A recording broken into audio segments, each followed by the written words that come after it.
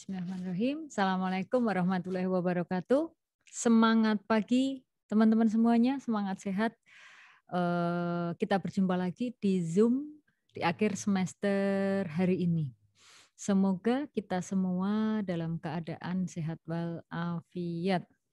Oke, tema Zoom sore hari ini adalah tema materi terakhir kita yang akan tayang minggu depan ya. Tapi sebenarnya materi ini adalah materi rangkuman dari semua materi yang disampaikan dari awal hingga akhir. Karena ketika kita bicara manajemen keuangan itu lagi-lagi di sini Bu Eni menyampaikan bahwa di sana adalah ada dua hal. How to raising of fund and how to allocation of funds. Nah, setelah masa UTS ini fokus kita adalah bagaimana perusahaan melakukan penilaian investasi. Nah, sehingga di sesi Zoom sore hari ini kita juga akan bahas bagaimana perusahaan itu melakukan investasi. Nah, kita harus mengawali dulu di sini yaitu berkaitan dengan keputusan investasi. Jadi apa sih sebenarnya keputusan investasi itu? Yang dimaksudkan di sini sebagai keputusan investasi itu adalah keputusan yang diambil perusahaan yang berkaitan dengan penanaman dana dalam aset. Contohnya misalnya di sini adalah gampangannya, realnya itu adalah ketika perusahaan akan mengganti mesinnya atau beli mesin baru, benar atau tidak, tepat atau tidak. Nah, itu yang dikatakan di sini sebagai keputusan investasi. Sama juga ketika teman-teman semuanya di sini melakukan keputusan investasi. Wujudnya apa? Membeli sepeda motor, membeli mobil, atau kemudian melakukan pilihan-pilihan yang lainnya. Ada yang mulai bisnis online, ada yang mulai bisnis entah di sana itu offline dengan wujud apapun, atau mulai dengan investasi pembeli saham. Nah, itu adalah bagian contoh dari keputusan investasi. Jadi keputusan investasi di sini adalah keputusan yang dibuat oleh perusahaan yang berkaitan dengan penanaman dana untuk mendapatkan atau mewujudkan menjadi sebuah aset tertentu. Nah, dalam mengambil keputusan ini nanti ada 3 hal yang tidak bisa diabaikan yaitu cash flow perusahaan itu sendiri. Cash flow yang sifatnya tetap, cash flow yang sifatnya di sana itu untuk operasional ataupun cash flow di sana yang sifatnya itu tidak bisa diambil. Artinya apa? Bahwa ketika kita melakukan investasi, kita harus berpikir bahwa oh di sana butuh kas. Kas apa saja? Nilainya berapa? Yang bisa diambil dari mana? Nah, itu yang dikatakan di sini sebagai aliran kas dalam investasi. Sementara metode-metode yang digunakan dalam penilaian investasi itu banyak. Ada accounting rate of return. Kemudian ada metode lainnya di sana adalah payback period. Kemudian juga ada metode net present value. Kemudian juga ada metode profitability index. Kemudian juga ada internal rate of return. Nah, metode-metode itu yang digunakan ketika perusahaan akan melakukan investasi. Semuanya metode itu sebenarnya stressingnya adalah pada ketika kita akan membeli mesin, akan kembali modal kita berapa lama, berapa tahun, berapa waktu. Kemudian nanti ketika balik, rupiah yang kita terima itu menjadi berapa. Misalnya sekarang beli mesin 100 juta. Mesin itu bisa digunakan selama 5 tahun. 100 juta itu selama 5 tahun ke depan ketika kita terima lagi, nilai uang kita menjadi berapa. Itu sebenarnya inti metode-metode yang diterapkan dalam penilaian aset di sini. Aset untuk investasi. Nah, sehingga antar metode itu saling berkaitan, tidak bisa dipisah sendiri-sendiri. Sehingga di sini antara NPV, PI, ARR, IRR itu saling terkait. Nah, ketika nanti di sana ada keputusan, kalau keputusannya membeli, jelas. Di sana ada uang tunai, sejumlah nilai kayak Anda semuanya misalnya akan mengganti motor, akan membeli motor baru. Ketika membeli motor baru ada dua pilihan. Beli secara tunai atau beli secara kredit, selesai. Tapi yang jadi masalah di sini adalah ketika kita akan melakukan investasi tapi aset yang kita miliki masih layak digunakan. Nah, inilah yang dikatakan sebagai investasi penggantian. Apa yang diganti? Asetnya. Aset itu masih kurang lebih setahun lagi. Tapi kok ini ada aset yang menjanjikan, lebih produktif, harganya lebih murah, baiknya gimana ya? Apakah aset lama ini kita jual ya? Kan gitu. Nah, inilah perlunya kita mengetahui baiknya aset itu kita ganti atau tidak.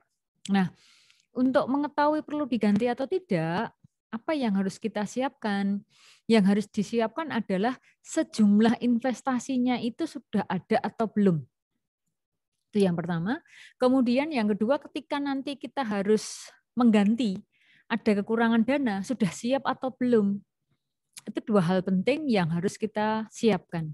Sehingga kita juga harus tahu bahwa mesin yang kita pakai atau mesin yang masih layak itu tingkat depresiasinya berapa, masih layak digunakan berapa lama, mesin yang akan dibeli nanti itu memiliki tingkat depresiasi berapa, kemudian kita masih butuh tambahan dana berapa. Nah, itu yang harus kita perhatikan di sini ketika kita akan mengganti mesin. Nah, kemudian kita juga harus tahu bahwa ketika kita mengganti mesin itu apakah semuanya kita ganti atau tidak. Nah, penggantian mesin karena adanya skala prioritas ketersediaan modal yang tidak mutlak ada, itulah yang dikatakan sebagai capital rationing. Sehingga tidak serta-merta bahwa aset itu semuanya harus diganti bersamaan. Bisa bergantian. Mungkin skala prioritasnya adalah yang sudah rusak dulu. Mungkin 2, 3, atau mungkin semua karena memang dulu membelinya bareng. Misalnya gitu. Tapi di lain pihak kita juga harus tahu bahwa ketika kita nanti memutuskan sesuatu itu dalam arti berkaitan dengan investasi tadi tak lepas dari yang namanya inflasi. Jadi inflasi itu adalah suatu keadaan di mana harga-harga barang mengalami kenaikan dan lonjakan harga yang luar biasa. Nah, di sini mengapa?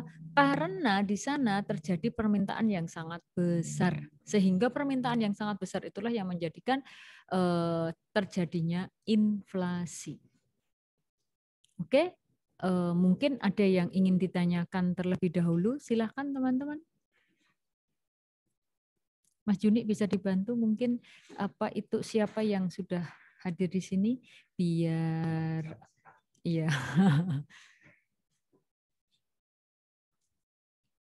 Belum.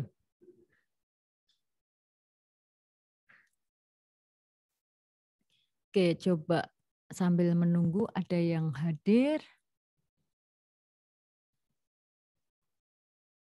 Berarti di sini nanti kita harus tahu bahwa kenapa kita melakukan penggantian aset, kenapa kita harus melakukan apa itu investasi ulang. Investasi ulang itu dilakukan dalam rangka bahwa aset yang kita gunakan itu masih layak atau tidak. Layak atau tidak itulah yang menjadikan kita di sini apa itu harus menentukan mesin itu kira-kira layak atau tidak ya, seperti itu. Ketika layak kita lanjutkan, tapi ketika tidak layak jelas tidak dilanjutkan. Yang jadi masalah justru adalah ketika layak tapi kita ingin mesin itu lebih layak lagi. Nah, disinilah yang dikatakan bahwa ketika kita di sini berhadapan dengan masalah penggantian mesin atau penggantian investasi. Nah, kadang ada yang harus difikirkan, yaitu apa? Depresiasi. Bagaimana dengan tingkat depresiasi? Bagaimana dengan penyusutan? Apakah penyusutan di sana itu harus dihitung? Iya, jelas harus. Karena ketika kita menggunakan aset, sementara penyusutannya kita tidak tahu, kita nanti tidak akan pernah bisa menjual aset lama itu layaknya dijual berapa besarnya. Jadi salah satu tujuan menghitung depresiasi adalah untuk menghitung aset tersebut masih layak digunakan untuk berapa lama. Ketika sudah habis masa pakainya, tidak bisa disalahkan ketika aset tersebut harganya menjadi murah, bahkan menjadi sangat murah. Tapi ketika masa pakainya masih lama atau masih lama sekali, 5 tahun baru dipakai 1 tahun, akan dijual dengan harga yang berbeda ketika masa pakainya 5 tahun tapi sudah dipakai 4 tahun. Tentu akan lebih mahal ketika aset tersebut sudah dipakai 1 tahun, tetapi masih bisa digunakan 4 tahun yang akan datang. Seperti itu. Nah, menghitung depresiasi seperti telah kita pelajari dulu. Semoga teman-teman ingat di sini ketika semuanya nempuh manajemen keuangan 1.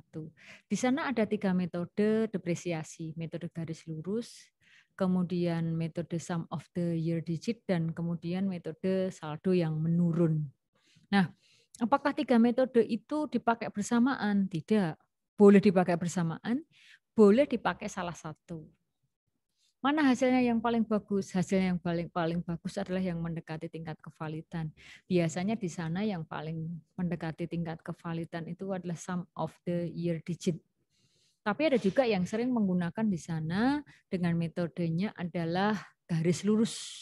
Mengapa garis lurus? Karena depresiasi asumsinya di sana nilainya tetap. Itu. Silahkan teman-teman, ayo bergabung. Ditunggu Bu Heni di sini. Siapa yang akan bertanya sebelum nanti kita akan UAS di minggu kedua bulan Juli. Jadi di sesi ini silakan teman-teman boleh bertanya apapun berkaitan dengan materi yang sudah Bu Heni sampaikan selama ini untuk bekal nantinya ketika semuanya melanjutkan mata kuliah ini di semester yang akan datang, dan juga melanjutkan misalnya nanti ada yang tertarik mempelajari tentang keuangan. Seperti itu. Sudah yang bergabung Mas Yuni? Apa? Ada? Masih? Sekar? Sama Dewi, oke. Di sini terlihat di layar monitor ada Sekar, ada Dewi. Silahkan Sekar dan Dewi, yuk kita ngobrol, kita diskusi. Silahkan. Boleh bertanya apapun. Tidak harus materi hari ini, dan boleh bertanya di luar materi pun, silahkan. Bu Eni tunggu. Halo, Sekar? Halo, Dewi? Mungkin di sini ada beberapa metode, bisa didiskusikan juga, atau di sana ingin diskusi berkaitan dengan masalah investasi, boleh saja. Jadi, atau dengan masalah mata kuliah, materi yang sudah Bu Eni sampaikan sebelum-sebelumnya, boleh juga, nggak apa-apa, silahkan. Tidak harus materi yang disajikan Bu Eni hari ini. Boleh materi yang kemarin-kemarin atau mungkin hal-hal lain yang berkaitan dengan perkuliahan kita. Silahkan.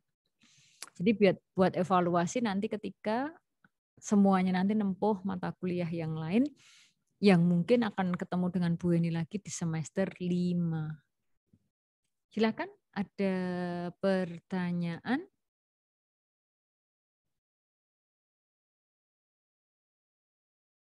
Dewi, Sekar? Ada lagi yang Mas Juni yang bergabung? Belum ada? Baru 2? Oke, silahkan. Sekar, Dewi. Halo. Halo.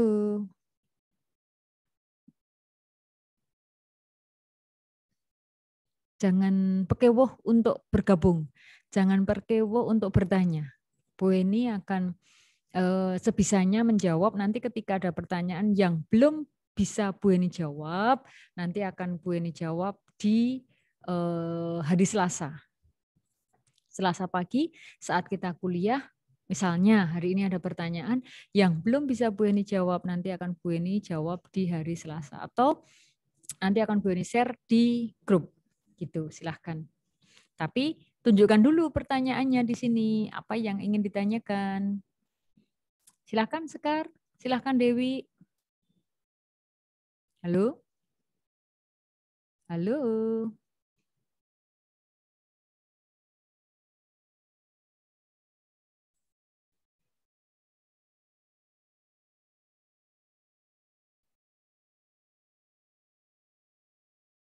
Oke.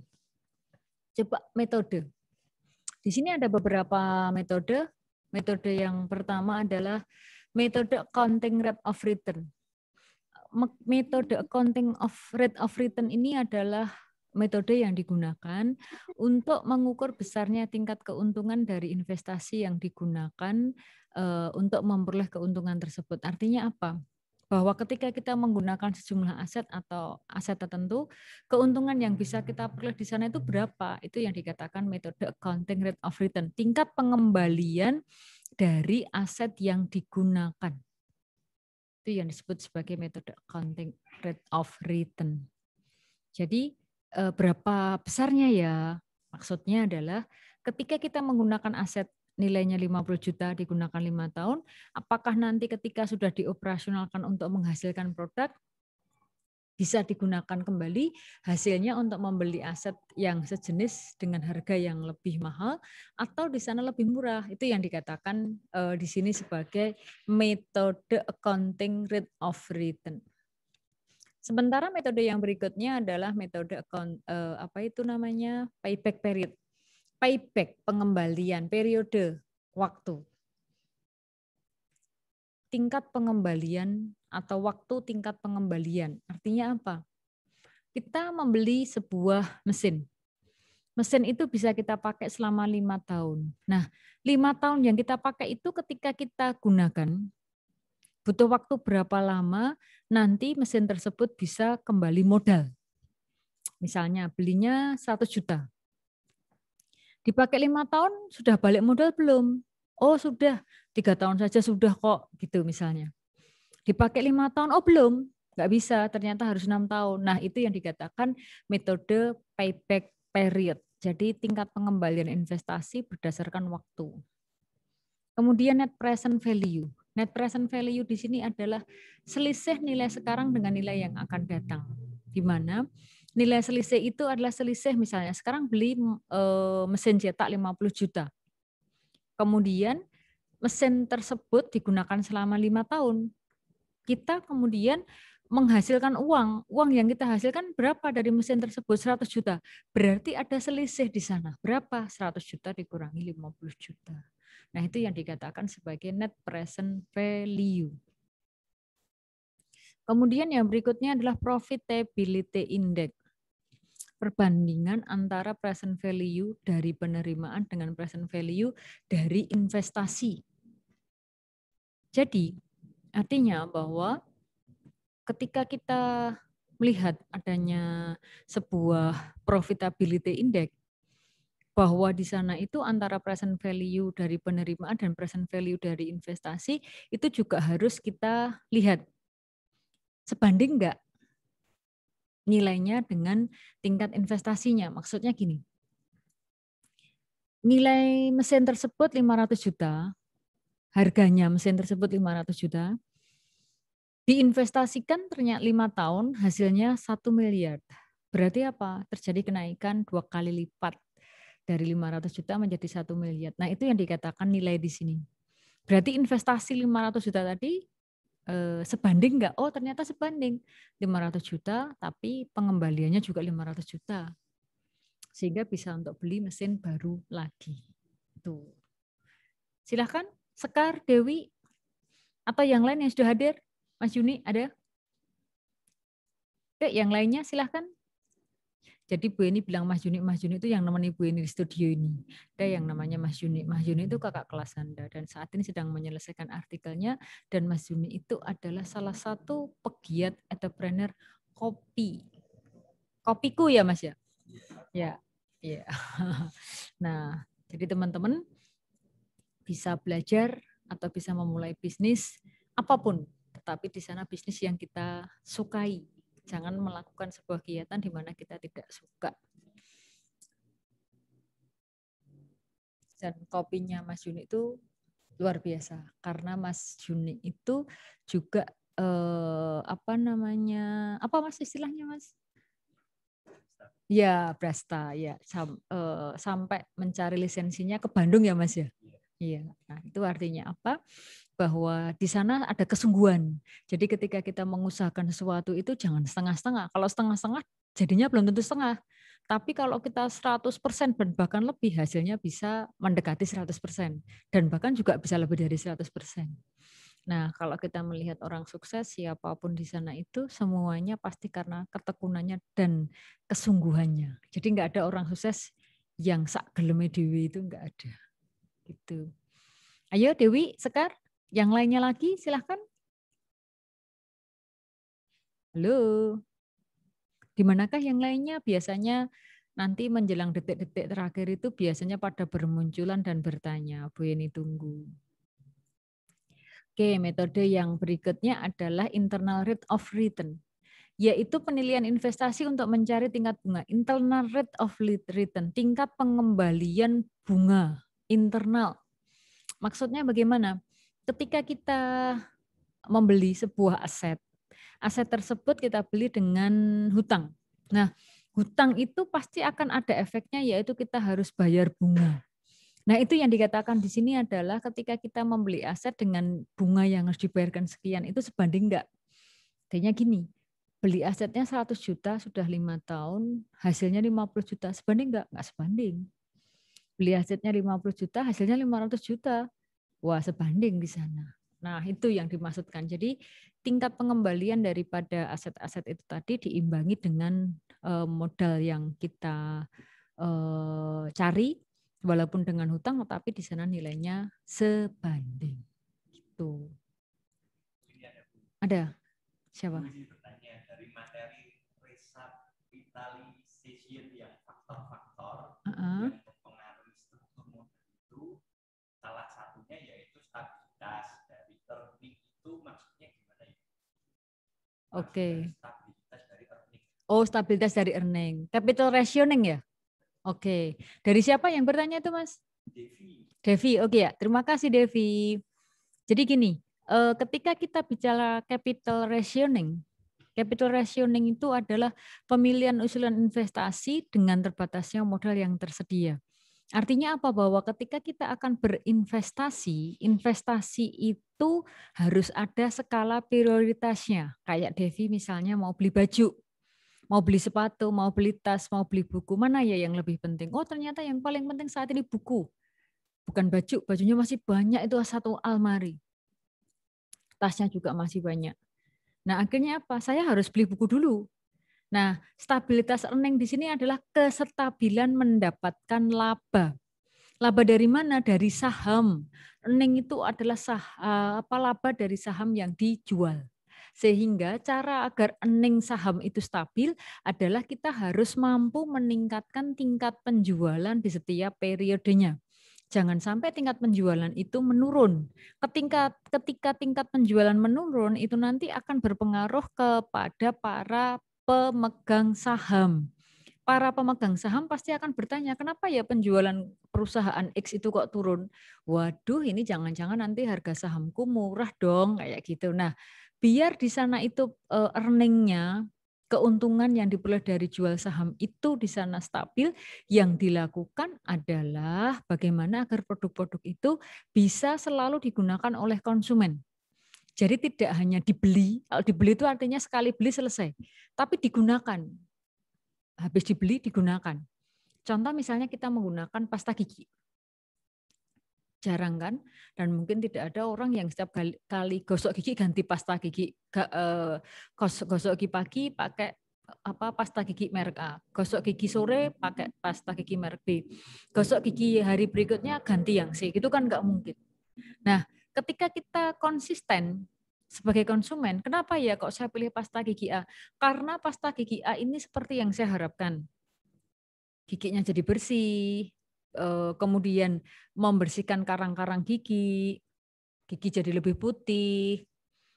Terus kemudian kalau ada di sana itu gigi yang agak bolong dikit ternyata bisa mengurangi rasa nyeri. Nah, spesifikasi itu yang harus diketahui oleh konsumen dan bisa dirasakan manfaatnya dari produk yang kita jual. Sehingga akhirnya apa? Konsumen itu percaya, akhirnya bahkan bisa merekomendasi, mempromosikan produk kita. Efeknya apa? Penjualan meningkat. Ketika penjualan meningkat, saham perusahaan kita juga akan meningkat nilainya.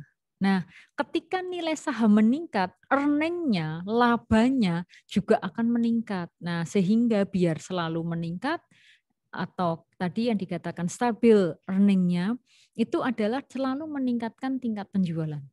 Caranya bagaimana? Dengan promosi. Caranya bagaimana? Inovasi produk. Caranya bagaimana? Harus ada pelayanan porna jual. Caranya bagaimana? Harus ada servis konsumen, harus ada di sana gimana konsumen itu selalu bertanya medianya apa, seperti itu. Sehingga ketika ada pertanyaan capital rationing dengan jalan mempertahankan earning-nya, yaitu tadi berinvestasi, tapi kita investasinya dengan skala prioritas. Tidak asal kita berinvestasi. Begitu Devi? Silahkan, ada yang masih ditanyakan lagi. Devi, mungkin dari jawaban Bu Heni, sudah paham atau belum? Mungkin Sekar, silahkan. Atau yang lainnya? Yang lainnya mungkin masih dalam perjalanan ya. Perjalanan kemana? Wah, ada yang mungkin dari kantornya, ada yang perjalanan sedang menjemput customer, ada yang perjalanan sedang ada acara, dan lain sebagainya. Tapi harapan Bu ini, setiap kali kita bertemu dengan media Zoom atau apapun, itu bisa dioptimalkan. Karena Zoom ini juga tidak bisa dilakukan setiap hari. Gitu. Silahkan, Devi mau bertanya lagi boleh? Sekar silahkan, yang lainnya yang belum bergabung ditunggu teman-temannya di link yang sudah diterima. Ayo silahkan. Silahkan. Nah nanti kita mungkin untuk minggu depan, hari Selasa pertemuan kita masih ada 2 chapter, 13 dan 14, nanti sekalian Bu Heni share-kan, pelajari sehingga nanti minggu kedua dari bulan Juli kita sudah bisa menempuh UAS. Gitu. Ada pertanyaan lagi tuh Mas Juni? Ada ya? Oke. Mungkin karena sudah cukup ya Mas Juni ya. Sudah cukup. Bu Heni akhiri pertemuan Zoom kita sore hari ini. Mohon maaf untuk hal-hal yang kurang berkenan dan Bu Heni berharap nanti kalian semua lebih bersemangat lagi. Kita harus beradaptasi dengan situasi yang saat ini. Jangan kemudian menyerah, ngelokro, malas dan seterusnya. Kita memang harus berdampingan dengan situasi saat ini. Berdampingan dengan corona bukan berarti kita mau kena corona, tetapi kita menganggap bahwa corona itu adalah makhluk yang bisa kita kendalikan dengan cara apa? Selalu menjaga protokol kesehatan dimanapun kita berada. Itu dari Ibu ini. Terima kasih. Sampai jumpa di semester yang akan datang. Assalamualaikum warahmatullahi wabarakatuh.